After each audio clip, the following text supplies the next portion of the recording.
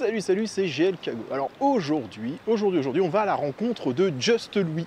Souvenez-vous, on l'a déjà croisé à la Camocon et il avait un manga Red Flowers à paraître aux éditions Glénat.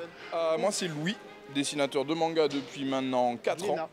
Aujourd'hui, c'est chose faite, son manga est paru et il revient en dédicace à Dijon dans la boutique Momi Librairie. Du coup, on va aller voir ce qui a changé pour lui depuis la dernière fois. Allez, suivez-moi.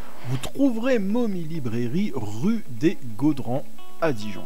Il faut avancer un petit peu dans la rue jusqu'à tomber en face cette devanture avec un vigile à l'entrée. Une fois à l'intérieur, vous allez y découvrir un premier espace avec des BD suivi d'une petite exposition. On rentre ensuite dans l'espace dédié aux comics, où il y a des comics bien évidemment.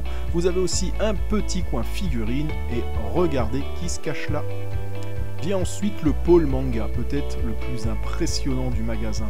Là aussi, il a son lot de figurines vraiment sympathiques, il y en a pour tous les prix et pour tous les goûts. Ce qui nous intéresse aujourd'hui, c'est surtout cet espace, l'espace dédicace dédié à Louis et à son manga Red Flowers. Et quand on voit le nombre de personnes qui sont passées chez Momi Librairie Dijon, on peut se dire que les dédicaces, ça les connaît. Allez, je vous laisse admirer la planche en attendant l'artiste. Quant à moi, j'ai eu la chance de pouvoir recueillir l'avis de quelques fans. Alors, je m'appelle Sarah et donc j'ai lu Red Flower de Louis. J'ai beaucoup aimé le manga, même si à la fin ça m'a un peu... Bon, voilà, hein, on a envie de savoir la suite tout de suite, pas grave. Ça change vraiment de tous les autres mangas que j'ai pu lire et c'est rafraîchissant parce qu'on a toujours envie de découvrir des nouveaux styles, des nouvelles histoires et là j'ai totalement embarqué dans celle-ci du début jusqu'à la fin. Vraiment il y a une façon de narrer qui est superbe et je conseille à tout le monde de le lire. Moi c'est Mackenzie. Moi c'est Laure. On est toutes les deux étudiantes en graphisme à Dijon et on a découvert Louis à la Camocon de 2023. J'ai beaucoup aimé l'univers parce qu'on est habitué aux univers japonais, aux univers fantastiques.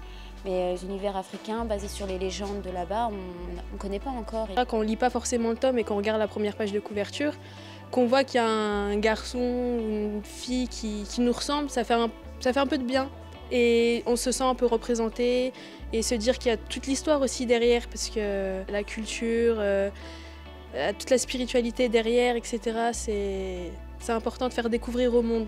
Et puis d'un point de vue graphisme, ça change d'avoir des personnages avec des coiffures de ouf, avec des bijoux de partout. Encore une fois, il y a tout son univers.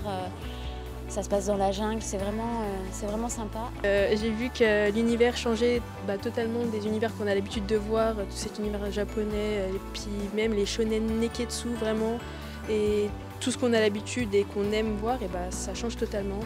Et puis le chara design, c'est ce qui m'a vraiment plongé dedans, et comme elle dit, les coiffures, etc., l'apparence des personnages et tout ça, c'est vraiment ce qui m'a attirée. Et puis c'est aussi une bonne initiative de sa part de montrer qu'il y a autre chose qui existe que l'univers japonais. J'ai bien accroché au tome Red Flower, j'ai hâte de lire la suite.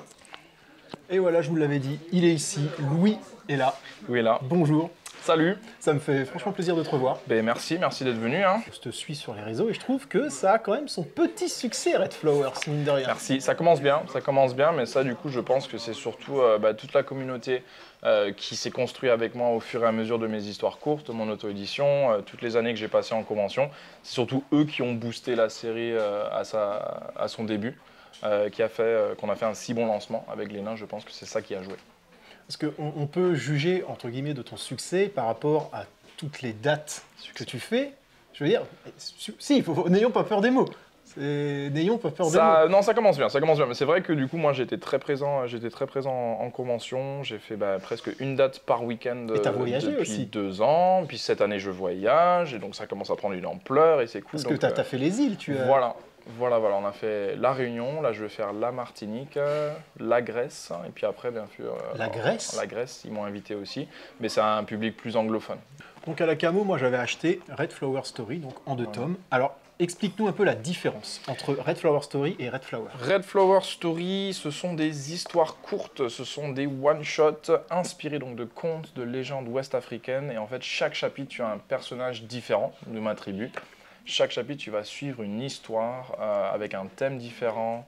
Ça peut aller d'arts martiaux et de spiritualité à de la fantaisie, il y a des gorilles géants, il y a du vaudou. Et à chaque fois, je partage un peu le folklore avec lequel j'ai grandi, les histoires de mon enfance, les contes, les légendes, les mythes du Ghana, parce que j'ai grandi au Ghana. D'accord. Et donc, c'est une série complète en 2 tomes, en fait. Tu as 2 tomes, plein d'histoires courtes. Et c'est suite à cette série que je me suis fait remarquer par plusieurs éditeurs qui voulaient bosser avec moi. Et au final, c'est avec Glénat, du coup, qu'on va étendre l'univers, qu'on va créer un lore plus vaste, avec du coup la nouvelle série Red Flower. Voilà. Donc on conserve les mêmes personnages, on conserve le même univers, mais par contre, nouvelle histoire, cette fois-ci en 5 tomes. Et quelle est la complémentarité? Est-ce qu'on est obligé de lire Red Flower Story? Est-ce que c'est conseillé? Pas du tout, pas du tout. Non, parce que pour mes nouveaux lecteurs qui m'auraient découvert chez Glénat, je voulais pas qu'ils soient lésés de ne pas avoir toutes les infos. En fait. Je me disais, voilà, ça doit être compréhensible, ça doit tenir tout seul. Par contre, c'est comme des spin-offs, c'est des histoires d'origine. On en a juste plus sur les personnages, on a des infos supplémentaires. Pour ceux qui adorent le lore, pour ceux qui veulent savoir mais d'où ça vient, toutes ces histoires, quel est un peu le background des personnages, et bon, ils vont être servis. Il y a plusieurs personnages pour qui ils auront vraiment les histoires d'origine, qu'est-ce qui les motive, hein, même si ça se comprend dans la série Red Flower. Là, on a vraiment l'histoire d'origine du personnage, on peut le vivre avec lui. Et voilà, donc ça se lit indépendamment, ça se lit avant, après, c'est complémentaire. Alors, moi, pour les avoir lus, pour avoir commencé par ça, je vous conseille de les lire quand même, parce que, en fait, on est moins frustré dans le volume 1. Et toi, tu conseillerais de le lire avant ou Je pense que ça n'a pas d'importance. Ça n'a pas d'importance, parce que non, ça n'a pas d'importance, parce que en fait, si on lit ça avant, on va comprendre certaines choses peut-être plus rapidement que dans l'avancée classique, mais si on le lit... Non, c'est pas dérangeant, mais voilà, je pense que ça, c'est important. Et du coup, ça, tu les édites toujours? Tu peux les... Je les édite moi-même, ils sont disponibles sur ma boutique en ligne. Et sinon, ils sont disponibles à chaque fois que je fais un déplacement en personne, que ce soit en convention, que ce soit en salon, en dédicace, en librairie. En fait, j'ai toujours un peu des exemplaires sur moi pour les lecteurs qui les veulent. Et bien sûr, ils peuvent me les commander aussi à distance, mais ils ne sont pas en librairie. D'accord. Pour l'instant. Peut-être un jour une réédition, mais c'est pas prévu. Comment tu vis ton nouveau statut? Parce que tu restes très humble, je veux dire, c'est vrai que mais le fait que son premier manga publié ait du succès, comment on le vit? Comment ça... Statut, je pense que c'est vite dit, hein, parce qu'après pour moi je suis déjà auteur. Dès que j'ai commencé à vivre de ma passion, j'étais auteur et c'est ce que j'étais venu en France pour faire. D'accord. Donc dès lors que c'était le cas, j'estime que j'ai réussi ce que je voulais faire. J'ai remercié ma communauté en fait, qui m'ont permis, avec leur soutien, d'éditer mon premier tome et encore un deuxième, ce qui était inespéré. Et aujourd'hui, du coup, avec Glénat, en fait, juste on va agrandir le projet, on va passer sur une distribution nationale, ce qui est incroyable parce que du coup, je ne peux pas être partout, tout le temps. C'était ça un peu ma grande déception, c'est de ne pas pouvoir parler à tous mes lecteurs. Et là, du coup, ils peuvent aller eux-mêmes me découvrir en librairie.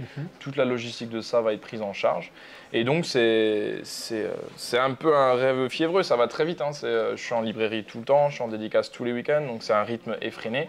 Mais je ne perds pas le nord non plus de j'ai la suite à faire, j'ai le tome 2, je veux finir mes histoires. Et je continue de remercier tous ceux qui me soutiennent depuis le début. Donc, voilà. Et justement, la suite, donc c'est une histoire en 5 tomes. Ouais. La question, alors, ceux qui ont lu le premier tome, je pense qu'on l'a tous maudit à la fin, très clairement. Parce que moi, d'ailleurs, quand je l'ai lu, je l'ai lu une journée avant la sortie, je l'ai appelé directement. J'ai dit, est-ce que tu es dispo? J'ai dit, c'est quoi cette merde à la fin? Je fais, tu peux pas nous laisser ça comme ça, c'est impossible. J'ai fait, à quand la suite? Du coup, tu es sur un rythme de parution Moi, j'aimerais faire un tome tous les 8 à 10 mois, parce que du coup, on peut pas se permettre le même rythme de parution que les Japonais, on n'a pas les assistants, on n'a pas le système pour.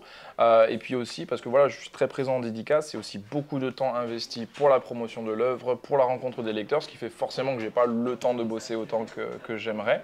Mais c'est aussi important d'avoir un vrai retour. Donc le tome 2, j'ai pris le temps d'écouter tous les retours qu'on m'a fait par rapport au tome 1. Qu'est-ce qui aurait pu être mieux? Qu'est-ce que vous n'avez pas compris? Au final, on m'a fait des petits conseils que j'ai appliqués dans le tome 2. Donc voilà, une petite réécriture de certaines scènes pour solidifier le tout. Là, on est parti sur une suite hyper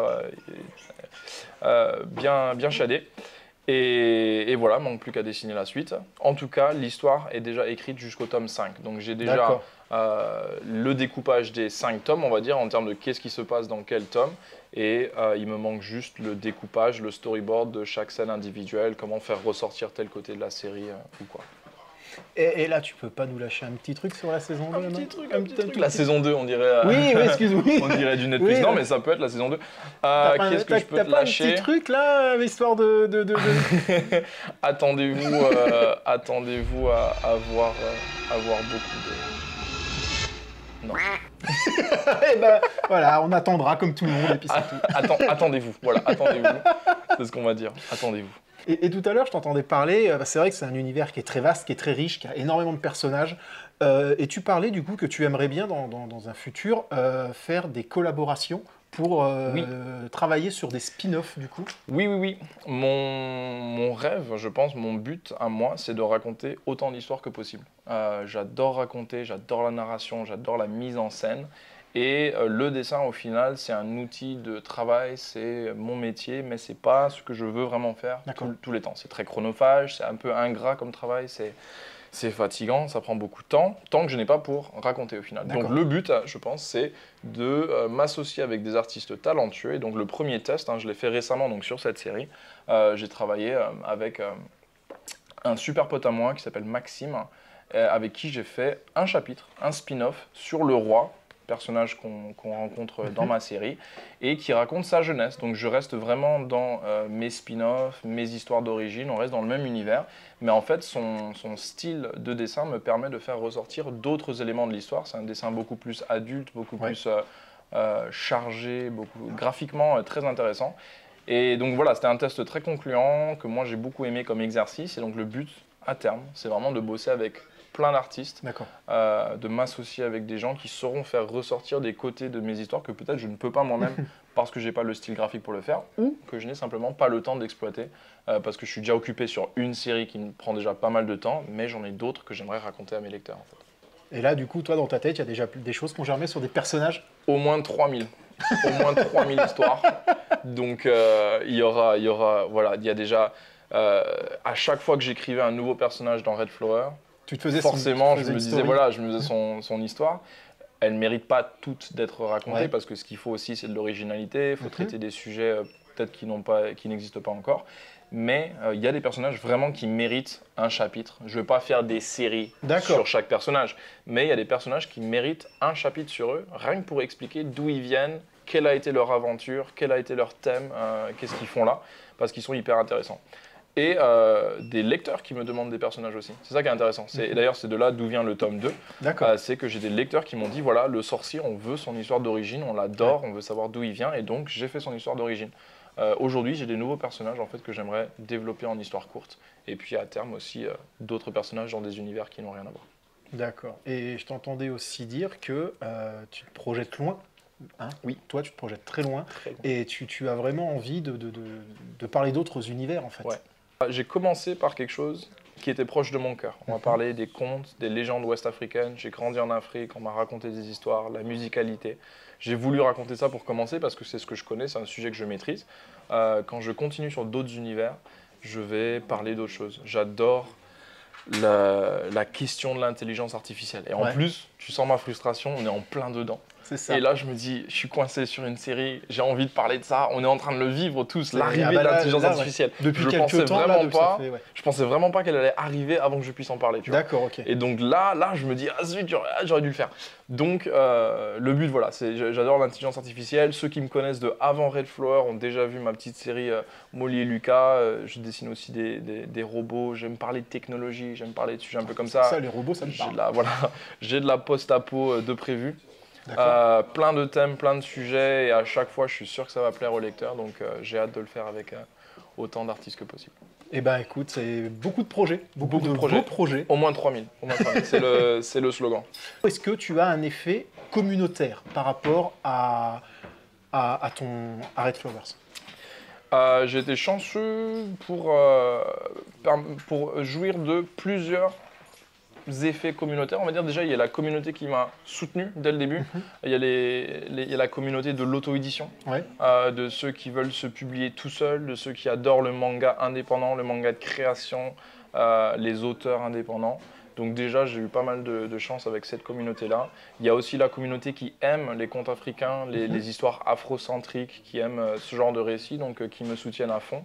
Et puis après, tout simplement, la communauté des lecteurs manga, hein, qui veulent des bonnes histoires, qui veulent des nouvelles histoires. C'est ça Parce qu'il y en a qui est beaucoup. Il y en a beaucoup qui me disent, voilà, on a lu plein de mangas, des fois, ça tourne un petit peu en rond, les sujets, ça devient les mêmes.